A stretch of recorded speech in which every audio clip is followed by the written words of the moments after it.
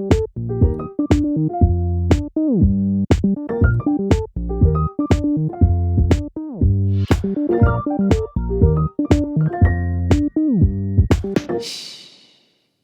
Nobody's listening, right? Hi, Andy. Hello. So happy to talk to you for this hour, as though no one were listening. I bet you are. But I am curious. Is anyone out there listening? Yeah, this is from Mia on Spotify. I can't believe Frostbite. I love the juxtaposition of the lyrics and the sound, but most of all, hear the happiness. It will definitely be on my summer playlist. Thank you for sharing. Oh my gosh. Yes. I want to thank all of our nobodies who got the plays up to over 3,000 as of right now, which is like 1 million to our son. For an 8-year-old, it's pretty holy magical. gamoly. And I have to say, kind of taken his school by storm. Yeah. His class. He will be performing it at the school talent show, and he does have 2 backup dancers. So sick. Can I tell you something Yeah. about the backup dancers? Sure. So 2 very sweet kids who are doing the backup dancing, really talented. Nice. One of the moms and her mom came to choreograph the backup dance. Yeah. I thought this was going to be such a shit show. Yeah. You know, like second graders kind of thrown at. I truly thought there would be 2 second graders just kind of rocking out dancing. Sure. The mom and grandma took this so hardcore serious. The grandma, too? Oh, honestly, I really admire the grandma because she came in and took charge in a way that I was like, whoa. Grandma took charge? Because it was at our house. Like, I was hosting everyone. Yeah. But she had a vision. I think she does dance choreography or has done it as a career at some point. Whoa. But she was telling me, she's like, okay, cue it up. I mean, like, just came in and was like, and press play. No, let's go back to that. And I was like. So it wasn't that, like, she didn't assess the situation and you weren't being, like, taking charge enough, and then she took the reins. She came over wanting the reins from the get-go? Oh, she knew she was in charge. It was I was like, I would love to have that confidence at any point in my life, let alone when I'm, maybe by that point, you're just like, I'm going to own my shit. Wow. And they got it together. Like the backup dancers know what they're doing. Really? Oh, yeah. That's fantastic. I can't wait to see. I know. I'm so excited. Our other kid is performing a Ramones song. She's playing bass with a buddy of hers who's playing drums. Oh, so cool. It's gonna crush. Is it? I can't wait. But so I went over to their house for rehearsal. Uh-huh. Okay. And let's just say the dad and I hit it off. Okay. Uh-huh. And he has a little bit of background in ska. I was a big ska fan. We know some mutuals from the LA ska scene. What was your ska band called? The Condiments. Yep. Now, we weren't, he was in a legitimate ska band that, like, was, like, opening for, like, he was in the scene. And I know some people in the scene. Uh-huh. Anyway, so we connected. Skaing. Very nice. And so we were connecting. Yeah. And I stayed over there for a while because the kids are playing. We're eating pizza. We're having fun. We get in the car. And the first thing our daughter says was, Dad, did you just make a friend? Well, I have and I'm like shy about it. And I'm like, what are you talking about? And she goes, you guys were vibing. She said that? Yeah. I mean, I do have to say, you've been talking about them and how cool they seem and for quite a bit. They were cool. So we have another rehearsal coming up. Are you going to be a little sad when the talent show happens and you don't have like a reason to hang? I mean, now it's just like they have to form a band together. You know what I mean? Yes. You know, and maybe it's a ska band. Is the Ramones ska? No. They're not ska. Well, I don't think we should push them into a ska band. Well, I do think ska is going to have like a comeback. What is ska? Is it like... I can't. Okay, to explain it to someone like you, which I'm going to do. Is it like Limp Bizkit? Oh my God. Are you fucking with me right now? It's All right, like this is okay. Mighty Mighty Boss Tones. Yes. Okay. Yes. Okay. That's who I would use an example for you. And It's not that far away from Limp Bizkit. Okay, go ahead. that is. Am I someone gonna walk in with divorce papers right it's just now? such an insane thing to say, and I'm actually I'm really upset for Mighty Mighty Boss Tones, you saying something like that. But oddly, I'm also defensive of Limp Bizkit too. It's just well, what? I mean, pick a side. You can't be upset. I could never pick a side between those two, but they're not in the same genre. I think you could pick them. Isn't there some troubling stuff around Fred Durst? I actually don't think so. Actually, oh, shocking! The one guy that you're like, I know for certain that guy has got some. He was just doing it all for the nookie, you know. Then, well, you know that he then went on to he became his mentor. Is it David Fincher? Remember the director that did Fight Club and all that stuff? That guy became his mentor in film. Like Fred Durst was going to become a film director for a minute. Mm-hmm. Anyways, but how's that going for him? I don't know. I don't know. But you said that as though it was in defense of him, like his mentor. I thought you were going to say then he became like a man of God or something. No, it would be cool if it was like then he directed just a Oppenheimer. Little, like that would be the cool but just end of the story. Just a tip. Yeah. Being a film director is not like a drop in the bucket of like that means that you're a good guy who doesn't have any stink on you. Okay. Google, does Fred Durst have any stink on him? Does Fred Durst have any... How do I really Google this? Stink. You could do Fred Durst controversy. Fred Durst canceled. Okay, Fred Durst controversy. I was just trying to point out he wasn't doing it all just for the nookie, as you were saying. He was arrested in 1999 for kicking a stage security guard in the head. And starting a pretty big riot at Woodstock, 90 whatever. That wasn't cool. And kind of, that's right.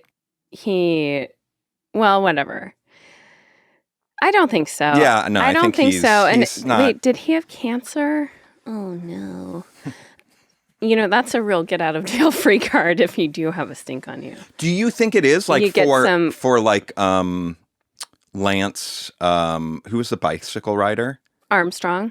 But was his cancer before the controversy? He had it in the wrong order. Oh no. Oh no. Okay. So true though. So true. Okay. Let's Okay. Yeah, we can move forward. Anyways, I do think Scott will have a comeback, so we'll see. Maybe we'll start. And you want to know something about me? You know what I think of when I think of ska? The Mighty Mighty Boss Tones. And also, like, there were a bunch of movies around that time, and one of them had like a kid who was in ska who wore like aviator goggles. Do you know what I'm talking about? There was like a weird style that came along with it. Yeah, there was the movie that comes to mind for me is, do you remember the South Park guys did a movie called Basketball? No. And, well, they did. And Real Big Fish, which, do you remember that band? No. They were one of the more mainstream ska bands, but they did a lot of the music for that movie and were, I think, even featured in the movie. Oh, that's cool. But, yeah, get ready to skank again. What is that where skank comes from? Oh, I don't think that kind of skank. Skank-in is like, it's a kind of dancing that you do to ska. Ugh. That I don't know why I was fine with it until the last second. What were you going to say? You want to know something about me? I interrupted you. Oh, I'm really good at playing ska guitar, which is a very particular style. You use a lot of upstroke in it with your right hand, your picking hand. but it also takes a lot of technique with both hands, with like muting and the style, but it's an upstroke. I have a question that just brought to mind. Do most men masturbate with their writing hand? Yeah, the Or the masturbating other. with the other is called the stranger. Actually, I think the stranger is actually when you sit on your hand and it falls asleep and then you masturbate with it. I think you that's done what the that? stranger. I don't think I have, but it's like a funny folklore thing. It does sound hilarious. You should try it. Maybe I'll try Have it. you ever held a bunch of ice cubes in your hand and then put them down and then done it? Like on purpose? Yeah. I'm thinking of that job in New York when I was an ice porter, where the mood caught me right, and I masturbated after moving a bunch of ice. But no, I don't think That's so. not real. I don't think so on purpose. Interesting. Well, so have you ever done it speaking of New York, while smoking? So Probably. one hand's holding a cigarette and the other is I think there's a holding something high else? likelihood of that. I don't have any memory of that. But I used to smoke cigarettes in the shower. So, all bets are off. I Andy, probably could have. Why would you do that? It's a great experience. Think about it. Showers are nice. Why not have a cigarette with it? One of the other things that you think's nice and pleasurable and relaxing. Oh my God. So I have so You ever many... had a cigarette while you're taking a dump? Pretty nice. Andy, you were such an addict. Oh my God. You had a serious problem. There's so many reasons why the shower is problematic. One is obviously getting a cigarette wet seems like a feat in the shower to not have a super wet cigarette. Second of all, you're in the shower to clean yourself and you're like creating the very filth that you're trying to clean off of you. The smoke is the filth? Okay, you're playing dumb right now, but I know that if you go out now and you, for some reason, find yourself in a very cigarette smoky area, you would come home and immediately get into the shower. But I don't smoke anymore. I see your point, but I don't smoke anymore. I was never getting in the shower to get the smoke smell off of me in that day. I was a smoker. Oh, well, that's just that is so grotesque to me. Like between that and your ska dancing, I don't know. Skankin'. Do you know the band Skankin' Pickle? Probably not. They're a ska band. Cool. I don't think ska is cool. Well, don't say that if our kid's going to be in the next big ska band. But you're deciding that they're going to be in a ska band based on what? Have they shown any interest in it? Are you not listening? Her and their dad and me both have this tie to ska, and we're going to live our dreams out through them. Isn't it so obvious? Okay. That's funny. Well, it's the truth. You did something, speaking of doing things on the toilet and in the shower, you really made me laugh the other day. By the way, you look very cute today. Well, I was going to give you a huge compliment on your appearance today. Oh. But your attitude is steering me away from it. Well, go back. I thought you looked gorgeous when we started taping. Thank you so much. Way back when. 5 minutes ago. Okay. You went into the bathroom that's connected to our primary bedroom. I think I was in bed working on the computer or something. And you were peeing. Mm-hmm. And I was telling you something important. I don't know what it was about, but it was something administrative in our life. Yeah. We need to blah, blah, blah, blah, blah, blah. And you go, yes. And then I was like, okay. And I kept talking. And then I hear you go, well, I'm going to have to call you back because I think Elizabeth wants to talk to me about something or something like that. And it was so real and so funny that for a second I thought, oh my God, is he on a phone call? First of all, while he's pissing. Yeah. Second of all, I thought he was responding to me and hearing me, but he really was on a call. And it turns out you just did it to be funny. I could get away with it because I have a pretty light stream, unfortunately. Womp, Okay. womp. Did it used to be more fire hose-esque? And then it's kind of, now it's just gravity working? You're kind of like opening. It does you're opening feel it does feel emasculating that I know you have a heavier stream than me, you know? It's not heavier. That sounds horrible. More pressure? Yeah, my pressure is great. How would you do? Yeah. And it's so satisfying. Higher pressure. It makes me sad because you must not feel the satisfaction of getting in there and being like letting her rip. No, yeah, I'm like, It's let's more like go. it's more Come like on. you're like you know, at an old water park that's not working that well anymore, and they open the kind of like guillotine like thing of the dam to start the water slide, and just like there's just a little bit. Yeah. And it's just gravity pulling It's just gravity. But, you know, I don't want to concern any of our medical listeners if they're out there. Yeah. I've mentioned this many times to doctors. I remember going to a urologist in New York City when I was in my mid-20s because I was like, you know, like, what's going on? And he's like, "Do you smoke by any chance?" And you're like, yeah. How often?" "Well, are you talking shower cigarettes or poop cigarettes, or is smoking while peeing bad?" I don't know if I've definitely done that many times, actually. You know what I mean? No, I don't.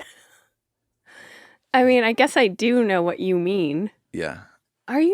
You're talking about this, like no, we had this whole thing because I had a cigarette, I don't know, a year ago it was a year ago. How do you know? It might be a year ago to this day. How do you know? Because it was on the strike lines, and the strikes started a year and 25 days ago.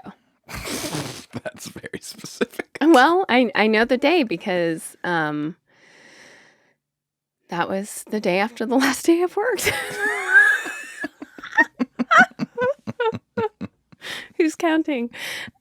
So you were very upset with me. I really wasn't I? I remember that. Now I just want to clarify your feeling about smoking now. Mm-hmm. You don't look back upon young Andy Chimney.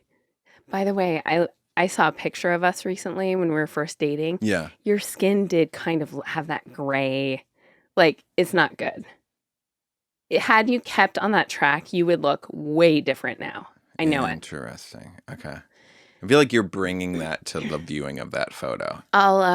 You know what? I'm going to post it on our Instagram. Okay. People can weigh in.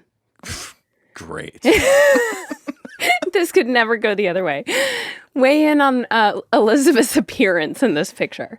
But we're speaking strictly like cigarette vibes. Okay. Did I have cigarette face vibes, skin vibes? You had young, cute guy cigarette face vibes that you could pull off then, but had you maintained, I mean, first of all, we don't even know if you'd still be here. I'm still worried that I could get lung cancer. Well, you need to be screened. I think technically I looked it up. You know how you see those billboards to screen? It's easy to screen or whatever.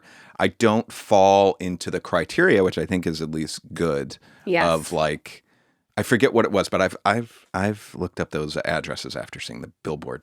Within the last year, I've looked at it. Good for you. It's not that much effort, but it's good. The billboards are working good. I like a good PSA. I do too. It's PSAs great. are important. Oh my God. I feel like you wanted to talk about stuff, but I have something I wanted to share.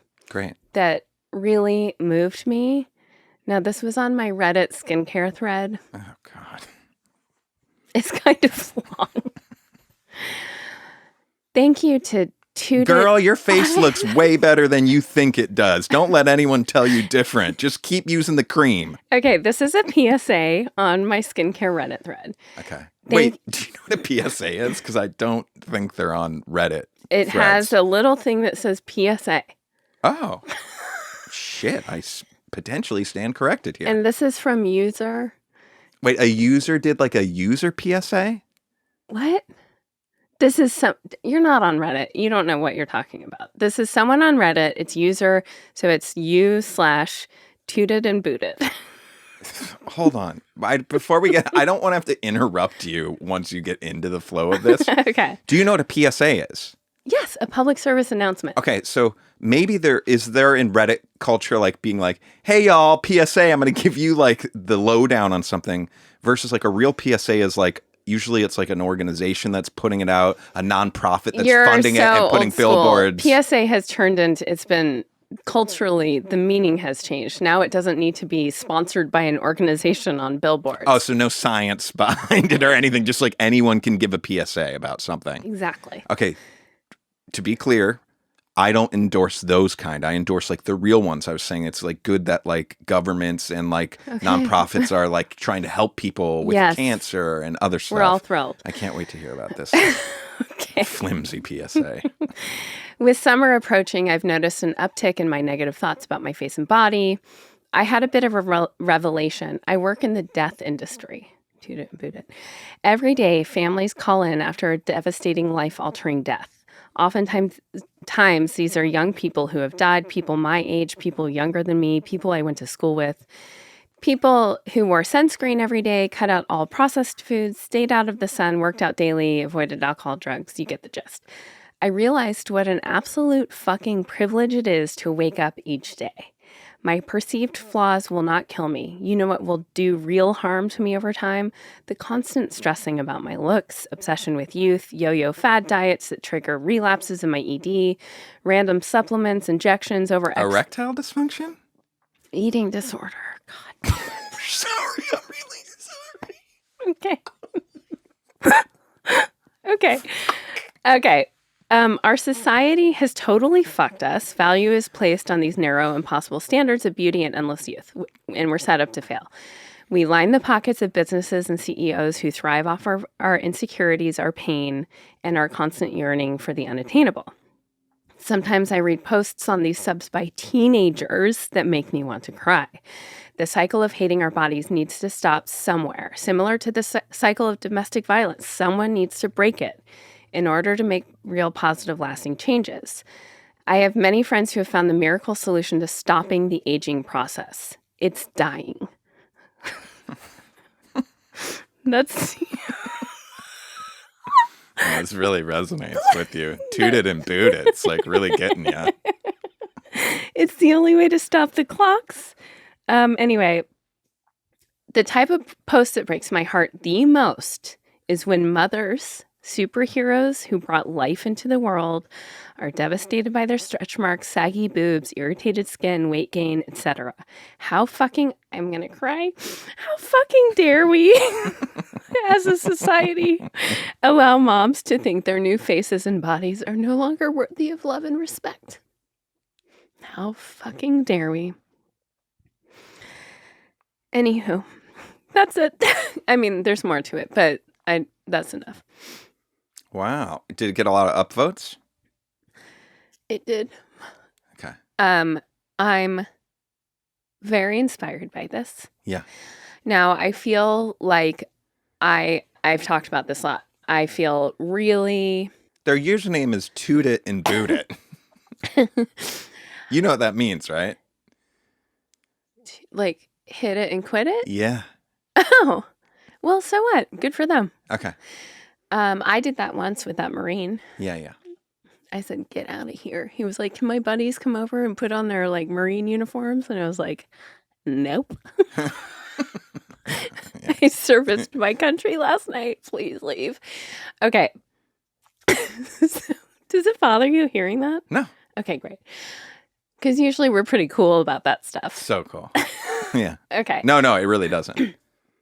I do feel like I've done as much as I consciously can to break the cycle, particularly with like body stuff and fat shaming and stuff like that with our kids. Mm-hmm. I don't I hide, I don't talk about my insecurities when it comes to food and body and stuff. But the area that I really have dropped the ball is wanting to look younger. In fact, last night we were watching a YouTube video of like a woman in her early 70s, I would say. Yeah. And one of our kids said, like, oh, you guys are something about us being similar ages. Okay.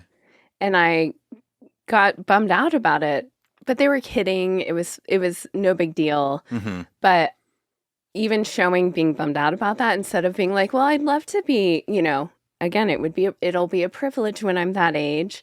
And, I'm not there yet, but I'm going to embrace it. Yeah. It's tricky. I think it's tricky to rock around. That's right on time. Is that ska? No. Tricky? No. It's tricky? The Run DMC song? Oh, yeah. Okay. You're disappointing me, I guess, is what I'm trying to say. I'm getting confused. But no, that's a nice thing. I don't think, listen, they're going to have to deal with it culturally so much more than we've ever presented in the house. I don't think you need to worry about presenting it. I feel like you've done a great job. Thank you. There's not... in some ways, I'm like, I'm more starting to worry that they're like a little too sheltered about things, Mm-hmm. I'm seeing the world around them and I'm like, oh, or like I'm just hearing other parent things of like what kids are allowed to do and watch. And I'm like, oh, our kids can be so far behind the buck, but they'll catch up. Yeah, I'm not too worried about it. I think it's good to keep them little as long as we can. They're going to be exposed to things. Mm-hmm. We can't control it all. We do have conversations about stuff, though, and it's much better to me that we can talk openly about things than just kind of like, I don't know. We talked about this in the I'm sorry room, like the idea of planting like old-fashioned pornography in your tween's room. Oh, so that like their first introduction to that is hopefully a smoother transition than, for example, like the videos that kids can see that are so yeah upsetting. Right. Anyway, we didn't shout out our Patreon. Oh, do it. On that note, for more, golden nuggets like that, please come join us on patreon.com/nobody's listening right. We do a monthly bonus episode that's a lot of fun. We often do live streams, and that's pretty much it that we do over there. But we have a blast, and we love our patrons so much. And it's a really great community, so join us over there. Patreon.com/nobody's listening right. You know how I like to stay up on women's health? I do know that. So I saw a pretty interesting article in the New York Times about a gynecological instrument that might be on its way out that I thought was kind of interesting. Oh, I hope it's the duck. What is the duck? So the duck is... Quack. The duck... Wait, let me... Duck, OBGYN instrument. The speculum is what it's called. Now, it's a metal. Oh, it looks like a duck nut beak. Yes, and you put it in and they crank it open. It's a horrible. Oh, I don't think it's that. Oh, man. But I think it's kind of antiquated. I think it's kind of worse than that, but I don't think you've had it because it's for IUD stuff. Okay. So IUD is like is it a birth control thing? Uh-huh. Okay. So a lot of women get IUDs. I guess they're like more popular than they've ever been. And they get like, they try to numb it and whatnot, but the insertion is done with something called a tenaculum. And I guess it can hurt like a lot. What does the tenaculum do? I don't like anything that opens my cervix because I had that not fun experience of like the balloon situation getting yanked out of my cervix by the Doogie Howser young fumbling doctor who I think had never seen a vagina before. I was doing the dye test that they do frequently for what's it called? Infertility, to see if your fallopian tubes are blocked or whatever. Yeah.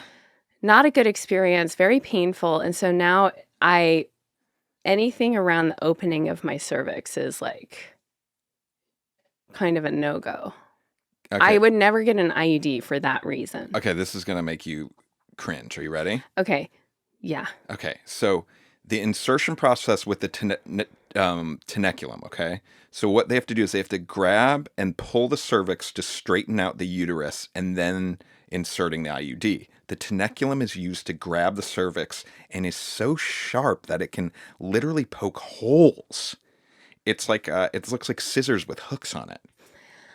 It just sounds I just have horrendous. to say, like, can we do better between women's sexual health and fertility health and like childhood cancer?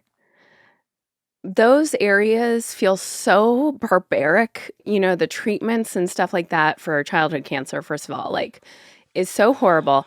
The stuff that women have to go through still that feels so insane. And I've mentioned this too, like how behind we are in the times. I'm not sure if this is still the case. I think there was more awareness being brought to it, so hopefully it's changing. But there's still some states where if a woman has had surgery or whatever and is knocked out, medical students can come and do a pelvic exam. Oh my God. And it's not illegal. Oh my God. And like in front of other like what the fuck is going on? The tech that they've figured out so far to reduce the pain is some providers feel very strongly that having patients cough and then grasping the cervix quickly is less painful. Great. Then other people are taught that placing the tenaculum more slowly is less jarring and less uncomfortable. The old cough, what's that called? Anesthesia. Jesus. Now, the new device is like a suction device, but the more I read about this, they're hoping it's less. They're just hoping. Here's hoping. Some people have said it's less uncomfortable. Is that right? Less uncomfortable. Hoping. Oh, that stuff's gnarly. Like, that really gives me the heebie-jeebies. I can't imagine if you're a woman hearing this, you're like, get out of there with the scissor hooks. Yeah, dude. Yeah. Because I equate it to going in the pee hole, and that sounds muy bad. It's not even, like, I don't even... This is an organ, like, within an organ. That it's basically one of those claws from, like, a toy machine. It's, like, going in and pulling on. What the fuck? It's crazy. Okay, now when you're saying it this way, though, now I'm like, us humans are insane, the stuff we've figured out. Okay. Like, this is a real right turn. Like, if you were sitting down, I'm trying to imagine, like, explaining, oh yeah, then we do this to this like inside part of our reproductive organs to like explain it to like a cat or something, and the cat being like, what are you talking about? That's crazy. You guys are bonkers. Wait, this cat can talk? In this example. I don't understand what you're saying. Just like humans we're crazy mammals. We're doing this stuff. We figured out how to do this stuff. Well, yeah. I mean, listen, I sure hope so. I think we're making now opposite points. I'm like, we should be so much further along. Yeah, we are making opposite points. Yeah, you're going, holy shit. Like, no, I mean, back in caveman days, they could just cut open a dead body and be like, oh, that's that, like, and figure it out. It's not like amazing that they know that there's a cervix and they use the most barbaric way to pull it. Like, what? I'm not saying figured out how to pull the cervix, that we figured out all of it. Like, of what? The IUD. Like, now we have this thing called an IUD, and we know that it goes here, and that will do this, and like just the marvels of like medicine. Mm-hmm. But it's pretty gnarly that like this is one of the ones we figured out. Someone was like, well, what if we put this little thing in a cervix? Does that make any sense? Yeah. You know what? It's equal parts amazing, but also equal parts frustrating that's not further along. Right. Thank you. Like modern medicine is a wonder. But in some ways, but also then it's like, I think in particular when it comes to treating people who aren't men, I mean, similar to like we were talking about crash test dummies. Yeah. How shocking it is that they're just introducing female formed crash test dummies to test shit on. Yeah. Like in medicine, I think, no focus it's women's health. Why isn't it just like, that's just health and it can be men's health that's different. It's not, you know what I mean? Sure. And then also I think with kids, kids also get the shaft because I think people don't like to think about kids being sick and needing help in a certain way. I was thinking about this the other day because one of our kids has an EpiPen. And I was reflecting upon the time that we had to use the EpiPen once when our kid was very little and their leg was teeny tiny. And at the time, they only had adult EpiPens. Now, luckily, they have kid EpiPens. But I had to stick a full adult EpiPen needle into my kid's leg that was very little. And what happened? I couldn't get the EpiPen out, freaked out, called the paramedics. They had a hard time getting it out. They hadn't seen this before. Luckily, they did. We went in the ambulance. Everything was okay, thank God. But what had happened was the EpiPen needle had fish hooked on our child's bone. Yeah. And got stuck. So this is like one example of how not, making the medicine make sense for the demographic that's not just adult man is problematic. And I think that childhood cancer, it only receives like 2% of cancer funding because people don't like to think about it. I don't think that's the only reason. I think it's also sadly, it's also just a economic reason. More people are dying from adult cancer, and that's the bigger business. Yeah, you're probably right. But it's such a shame that there's not better suited for children. They don't have to go through what they have to go through. Right. My heart goes out to anyone dealing with that. Anyway, that's my rant. Do you know what's interesting to me is, as far as all this stuff has come from, we look back on previous generations of like some of the wild shit that they did in the medical profession. That's like, that was not the way to be going, Sure. Which there's definitely stuff like that happening right now with us. I know. Which that will be so interesting to find out what we're doing now that people are going to be like, you guys were fucking crazy. That pelvic exam thing is a great example. But that one, I think it's sort of an example in that there's a better procedure for it. But I'm more talking about stuff that like we'll find out that we were doing that was like, oh, you shouldn't have been doing that. Oh, and doing a pelvic exam on a knocked out woman who hasn't consented to it doesn't fall under that. Oh, sorry. For you? I wasn't thinking of the pelvic exam. I was thinking of the Tenaculum way of getting the IUD. No, I'm talking about the whole like assaulting a woman with medical students around, and it's totally fine. Right. Not chill at all. But in that same breath, there's also, I'm curious, what are going to be the other just like lifestyle things that we do? Think of an example, because you've dug a hole. How have I dug a hole? Well, that's like the perfect example of what you're talking about, I think.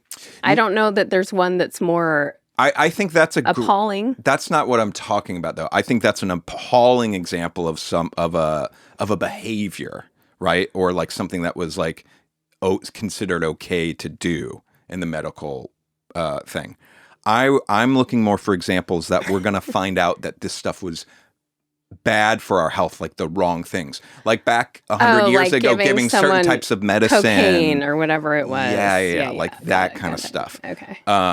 When you were like back in the day, the things that they were doing, I was thinking more of like the experimenting and torturing of like people of color and things like that in the medical field. Yeah. But you were thinking more of like the fact that, here's a good example. Yeah. This is so horrible conversation. Yeah. They used to strap women down while giving birth, like literally strap them down, thinking that that was the right way to go about it. Or knock women out while giving birth, like doing things like that are now we're like, that's so barbaric. Yeah. And it's not medically helpful. Right. Yes. Cool. And then there's just like the lifestyle things. A lot of people predict that maybe there's a time that we're going to look at screen time just like we look at cigarette smoking, sort of. But it's like, what are the other things? Are there like certain products that we all consume that 20 years from now people are going to be like, yeah, that's why all you fucking idiots, had whatever weird butt stuff or whatever. Yeah, well, I think speak for not that I have any weird butt yourself. stuff. Speaking of like screens, Screen doors? No, no, screens that we look at. I have one in front of me right now. I'm like, I actually might want to write this someday, so I'm hesitant to share it, but I probably won't. So Okay. But so I was watching this one of the murder docuseries that I, for some weird reason find you and the rest of the world comforting. I really can't put my finger on it, but I don't like the one. There's some that are too much for me. Like when it involves kids and stuff, I cannot. But if it's like a woman, full-grown woman. But in this case, it was really interesting. Oh, God, what was it called? Was this the Mumbai one? Yes, it took place in India. It was about this sociopath, I'm pretty convinced, who's in the docuseries and like is getting interviewed. Who they did the murder and they're interviewed in it? Seems pretty clear. She killed her sister, who was actually her daughter. Like there's all this crazy stuff. Sorry, I should have said spoiler. But anyway, but she maintained and maintains to this day that the sister daughter is still alive somewhere, and that the DNA testing they did on a corpse that they found 3 years after the disappearance was flawed and corrupt. So they found a body and were like, this was the sister, and then this lady's like, nah, that ain't the body. Yes. I love that defense. I love the confidence. It's like, no, it wasn't me. It wasn't me. Found you in the counter. It wasn't me. It wasn't me. Okay, so anyway, but I was thinking with AI and stuff, there is a possibility that like someone can create an AI version of every single human and their mannerisms and their voice that can live on a screen. So someone's mom could die, but the family's like, we're not going to tell her. We're just going to say that her mom had to go away and is in some sort of program for her safety, but they can stay in touch online. And for the rest of their life, they think the mom is alive and is communicating with them and giving them advice. And wow. Right? Yeah. It's wild. That is wild. Well, we knew of someone that was, this is wild. We haven't talked about this in a while. That was at the forefront of AI research, and the research was being done for like post-traumatic stress therapy for like veterans and whatnot. That same technology, they were like groundbreaking in that. And how so? Like what was the AI doing that? Just like letting these people talk to someone that wasn't real, but that could like be helpful. And I think there's something, I don't remember, I'd have to dig into it more, but it was something interesting like that, in that these people with that kind of trauma, it might be easier for them to talk to someone that wasn't real per se. Wow. Do you know what I mean? Yeah, yeah. But that was equipped to actually help them. Where am I going with this whole thing? I wanted to mention something about AI I just heard. Anyway, I guess it just reminded me of that you're talking about like building a version of somebody. Right. Which is that is spooky. It's spooky. One of the tech podcasts I listened to, they were talking about, I think it was ChatGPT, which is like, one of the bigger AI ones. What podcast? It was on the Waveform podcast, which is a good like tech podcast. But I think it's ChatGPT, which I think is owned by OpenAI, which is like, they are the biggest. They're at least the biggest company in the news about this, right? Yes. And one of the biggest players. But so all these AI companies, they just need data, right? To teach these models. To populate, right? Yep. And so they're like running out of data, so they need more data, because what's spooky is like these models have scraped so much of the internet. It's just bonkers. But Reddit just made a deal with, I think it's OpenAI, that now it gets to scrape all of Reddit. Watch out, Toot It and Boot It. But someone's coming for you. But what was so funny is these guys... But I think Toot It and Boot It's AI will be very like uplifting and...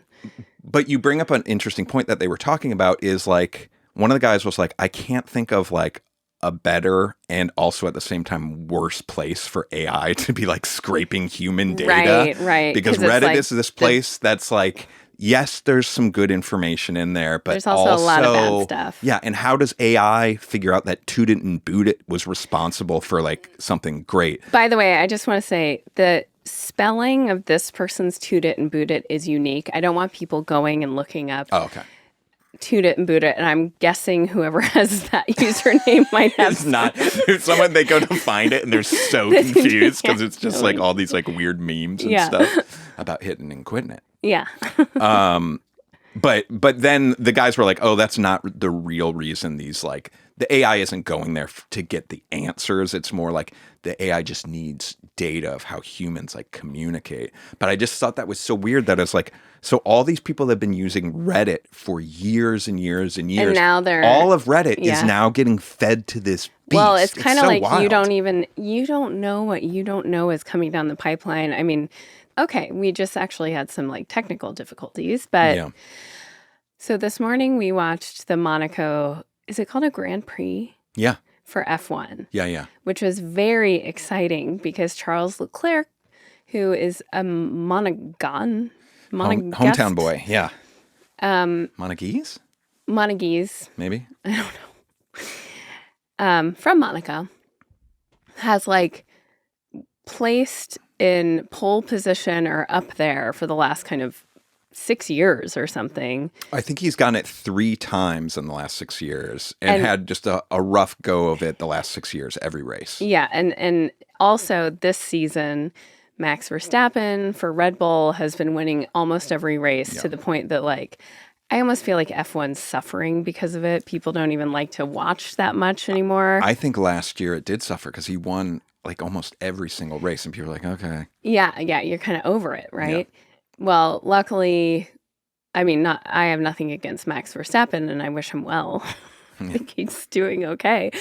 But Lando Norris won 2 races ago. Yeah. And then Charles Leclerc won today in his hometown. And I was so overwhelmed with emotion watching this. Like, and I don't know. I mean, it's like you watch someone who's worked so hard for something, who is at the top of their game, who kind of against all odds, given the Verstappen situation, just crushed it.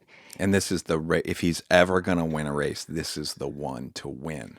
And it made me tear. I mean, I was like going to start crying watching this. And it's also just this human experience we're all having. I think that it's so inspiring, first of all, to watch someone who's like dusted themselves off time and time again to achieve the thing that they're hoping to do.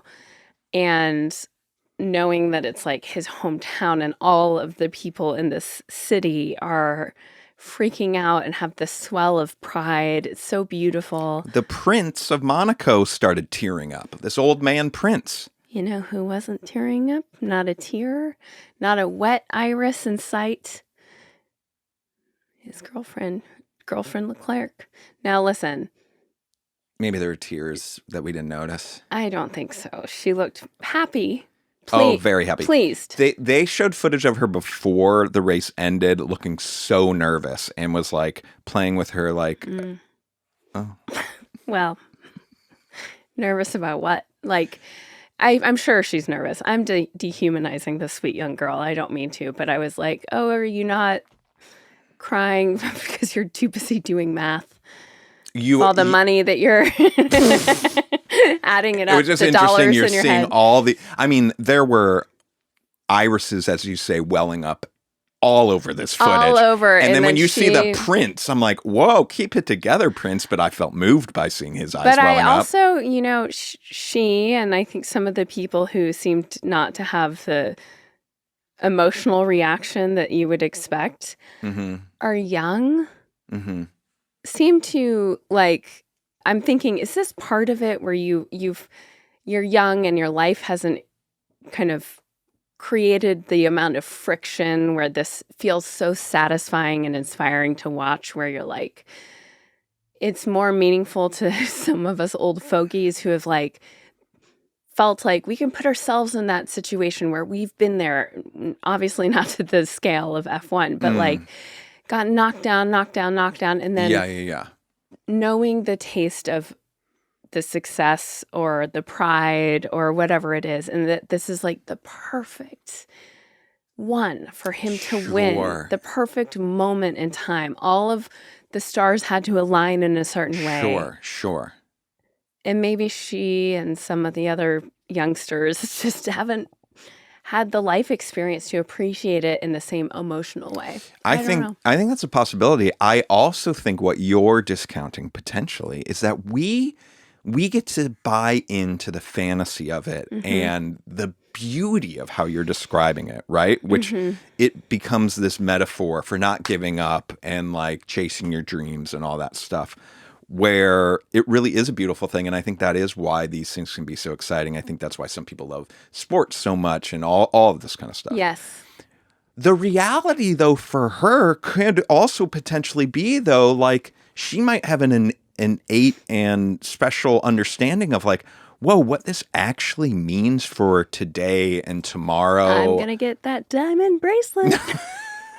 I'm not talking about. I know. I'm talking like, but might know that like, whoa, this is such a big deal, but first of many. But maybe first of many, but also that like, but this is a complicated big deal. That like, is life all about this? Whoa, you're taking us to another realm, and I love it. No, because you hear every person that talks about reaching these these huge goals, it did not solve or fill anything for them. Right. And she has a front row seat to this, and she might be internalizing this in a completely different way, for good and for bad. Yeah. Like it's yeah. not. Listen, she seems like a really sweet kid, right? She does.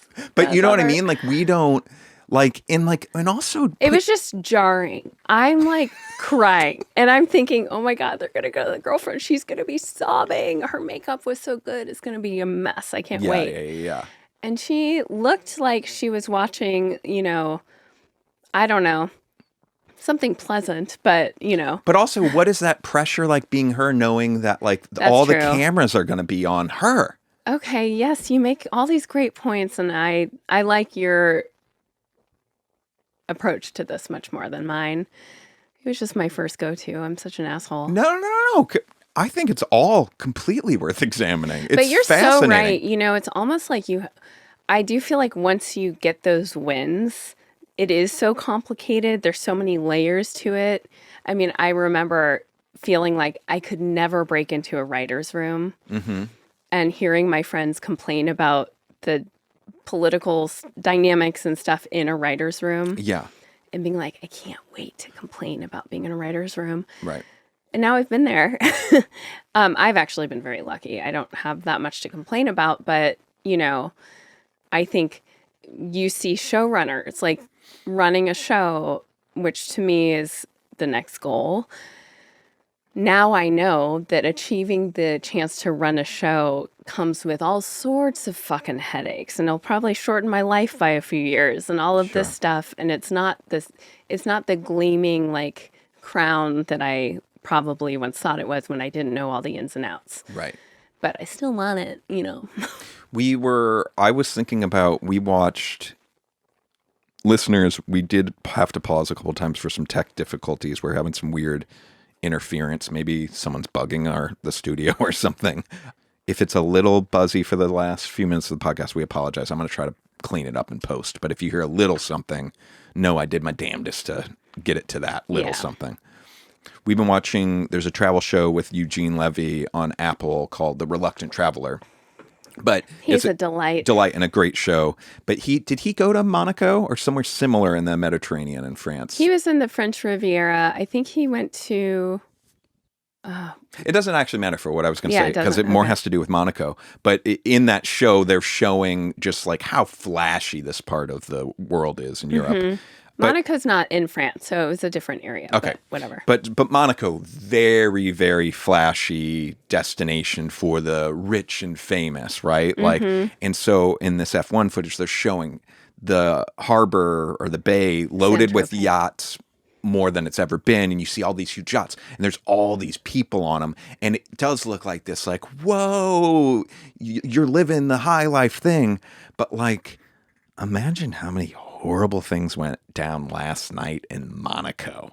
Do you know what I mean? God, Andy. Well, do you know, like there is this, like, also all of those people on those yachts, like, I think, watching shows like Succession, and you and I worked for billionaires in New York, and we're in their homes as part of the service industry, and like got to see, you think that, there's so much greed, and the idea of like, once you have a certain amount of wealth, then you're good and you'll be happy. And it's like, it couldn't be more the opposite in most cases. Like those yachts, it's interesting. Like, I think about the people populating those yachts, and I'm sure there are some people who are there and are just like, holy shit, this is amazing. This is one of the most fun days Incredible, they've ever had. So fun. But does that always come with a little hint of, I wish I had this, like the greed infiltrating? Well, and then the person whose yacht it is feeling like, the burden of having that amount of wealth, the responsibility it comes with. Some are so, I've said before, a very hot take. I think billionaires are very bad. No one should be a billionaire. But also maintaining and hoarding that wealth, and kind of the gross situation that comes along with that, and feeling like you have to host and impress everyone and live up to what they're, everyone's got their own shit. I sometimes think about that when I'm like walking around the reservoir. Yeah. Every person I'm passing, I'm like, what is it in your head today? Because we all have our worries, and wouldn't it be nice if we could all just be on this walk and not be thinking about whatever the thing is that you're thinking about. Yeah. Our thoughts can be very toxic, I think. For sure. Anyway, but yes, all of those people on those yachts, how many of them are truly just like enjoying the experience, and how many are is being in that position in life toxic, Yeah. How many of them cheated on their wife with their best friend's girlfriend last night? And blew up their lives. Right.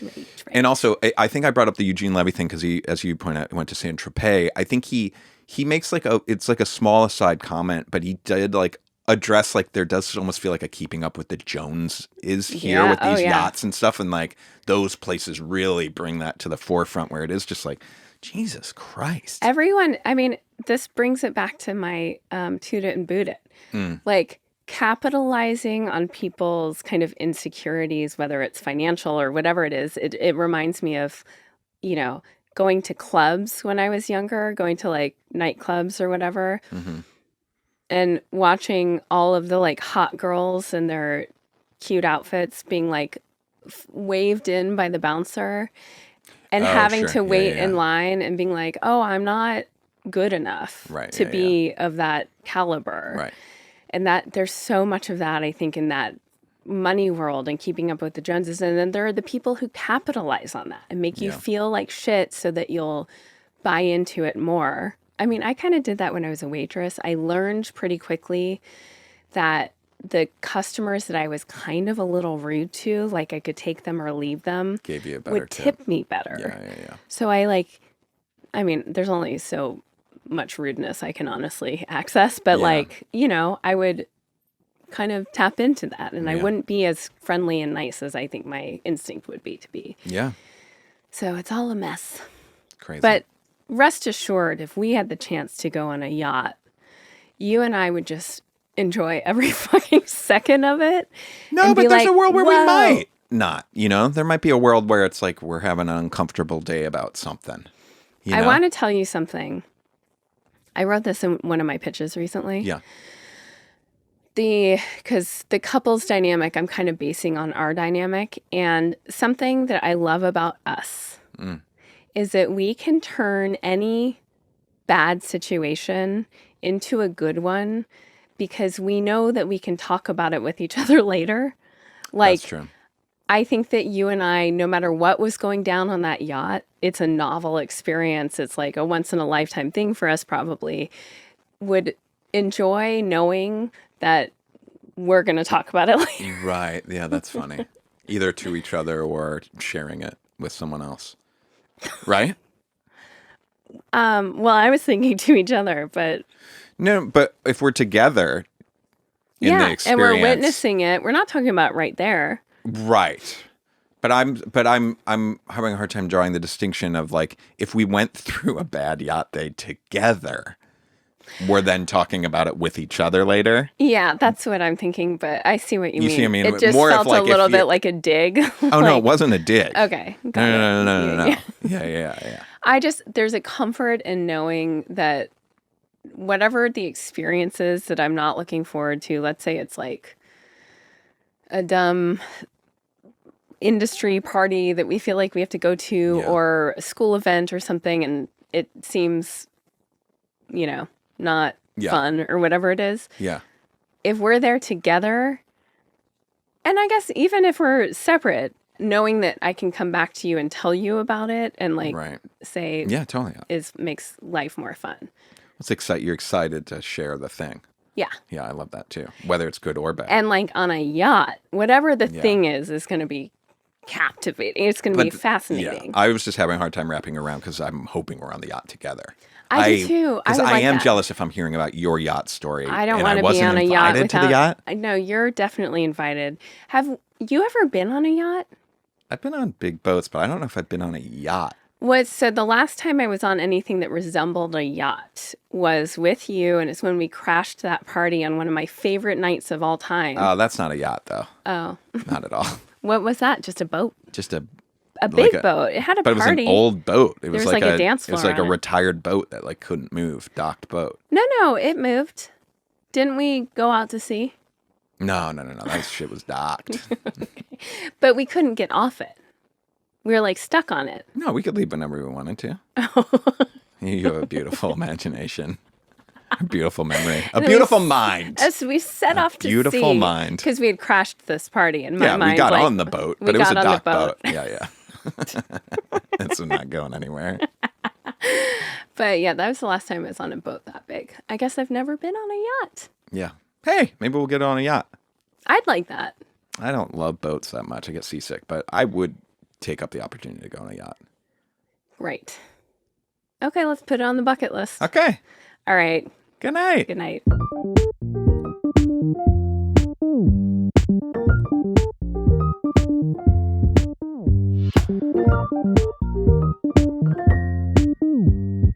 Shh.